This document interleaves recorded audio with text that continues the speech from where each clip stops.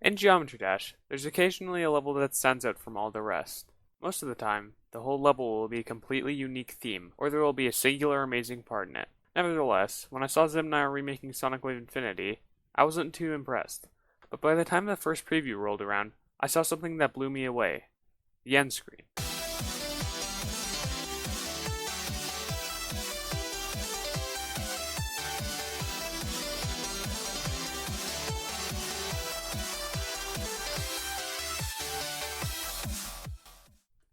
Initially, my impression was that Zimnior himself had made it in Blender or something, but I was wrong. It was actually made in the GD level editor. And by the time the second preview was out, I was so intrigued by it that I started to piece together how exactly it was made.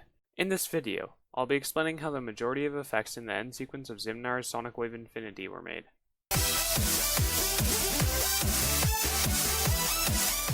For the purpose of making the video easier to understand, I've broken the sequence into 3 parts for this video. The first half, that shows the host and verifier, the second half, which shows all the creators, and the transition in between the 2 halves. I'll only be explaining the more unique effects, as there's ones like this equalizer that are fairly simple and most people should know how to make.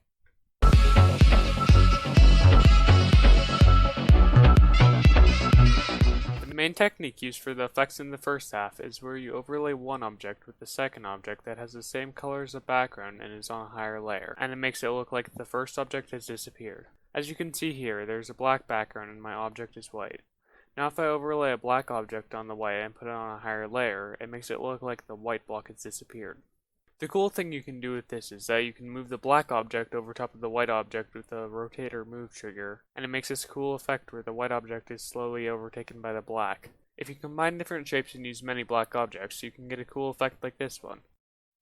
If you pay close attention to the background art in the ending sequence, you'll notice that almost all the art is made up of objects with blending along with some white particles. The reason for this is something that I have to break down a little more for it to make the most sense.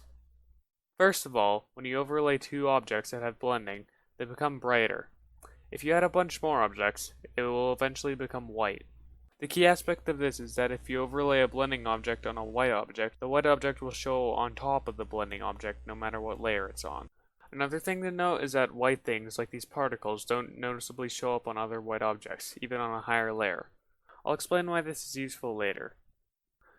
The Sonic Wave Infinity ending sequence uses both of these aspects combined in clever ways. It uses an all-blending background with some white particles for the art in the sequence, and the layering technique I talked about earlier for most of the effects. It works simply like this.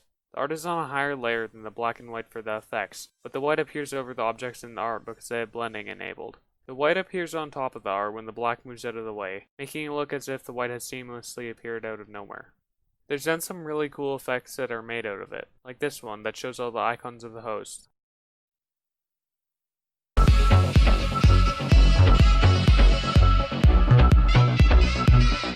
The transition is the part where it looks like the screen is moving up. It's done by the background moving down, and made to look more realistic with this diamond moving upwards and accelerating off screen, and then matching the pace of the background and moving downwards, and then re-accelerating when it comes back on screen for a little bit, until eventually it goes off screen and the second half takes over.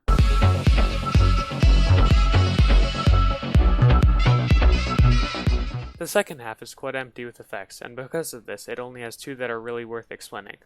The first one is the transition into it, which lasts for just over a second but has a lot packed into it.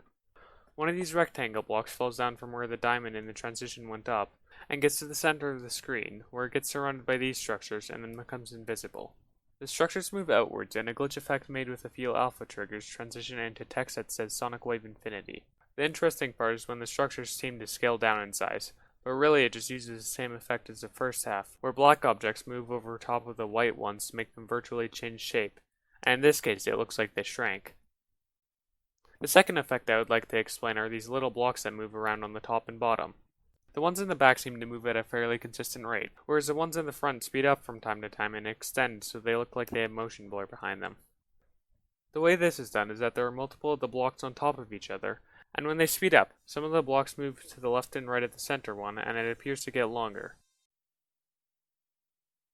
I hope you learned something from this video, and if you think I explained something incorrectly or missed something, please leave a comment saying so. This is the first time I made a video like this, and I'd really appreciate the feedback. I'm planning on doing the Bell Oak end art for when I reach 150 subs, so consider subscribing if you want to see that. That's all. Bye.